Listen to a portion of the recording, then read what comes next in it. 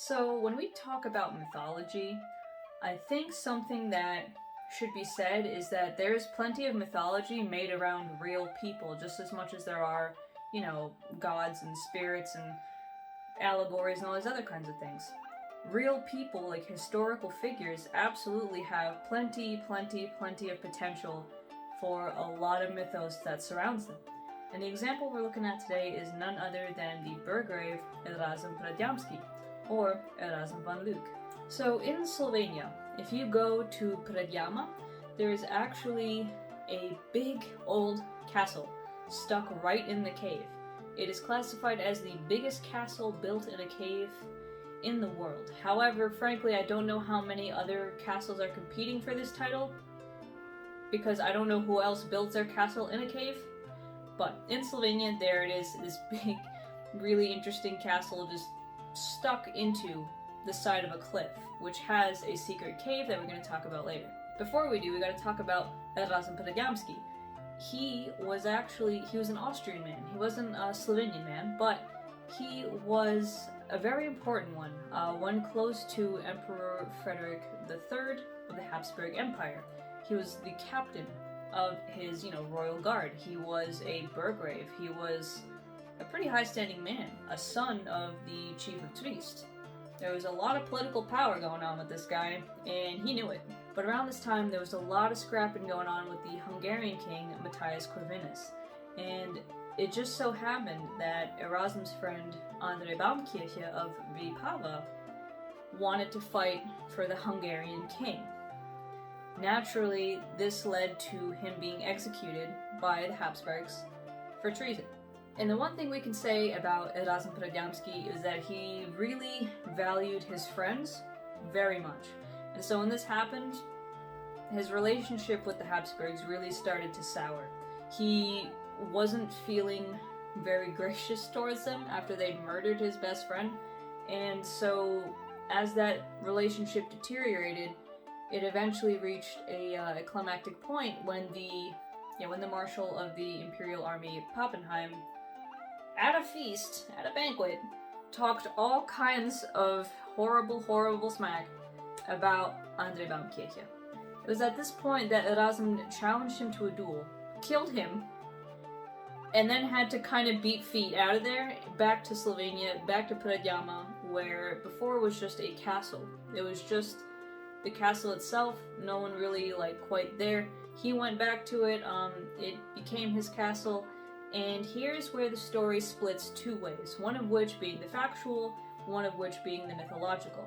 The factual story is this. In that castle, he holed himself up, and he helped Matthias Corvinus do very successful raids against the Hapsburg Empire. And at this point, this is when their army went to the castle to besiege it. And you might be thinking, oh no, how is he going to survive a siege in this castle up on this cliff? There's nowhere else to go. But this is where the cave part is very fun, because he actually managed to, for an entire year, sneak supplies through a very narrow and steep cave entryway in the back. And so he ended up taunting the soldiers down below by sending them cherries from Vipava, which in its space, in its land, were already ripe, but down further and below in the valley, they were not ripe yet. And so all of the soldiers besieging this castle started to accuse him of being in league with demons and all other kinds of stuff, because how was he surviving, never mind sending them cherries that were not yet in season.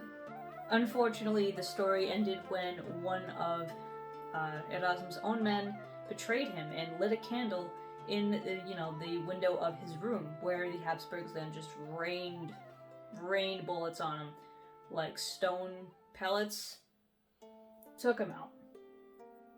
And that was the end of an otherwise insanely wild story. However, the Habsburgs wanted all honorable mentions of this man dead and gone, and that's where the mythology starts, because they instead invented the story of Erazem as a robber baron, one who was almost something of a Slovenian, Austrian Robin Hood, who would go robbing rich people and distribute it out to the poor. And one that on the way back to Predjama, when he was fleeing, Frederick and his army, ended up robbing a bunch of people on the way up. That never happened. He was not a robber, not in any sense, but he was a very smart man with a castle built to withstand sieges. I mean, when I was there were actually holes in the floor that they would drop heavy rocks down on people, and so, like, if some soldier came up and started to try and stand there, rocks, just all over. They had also cleared out the entire valley of all trees so that they could see everyone who was approaching, which, now there were a lot of trees there again, but back in the 15th century, it was just flat. There was not a tree in sight so that they could see who was approaching. Another unsavory myth that came up from the Hapsburgs was that instead of a candle being lit in Erazem's room, where he was then, shot with many stone bullets, they say that the candle was lit in an outhouse on the very edge of the castle wall, which if you look at it, there's this tiny, tiny little spot. And that was claimed to be some kind of toilet, some kind of outhouse, when in reality, no. Erazem did not die like Tyrion's father in Game of Thrones. He didn't die in the toilet, he died in his room.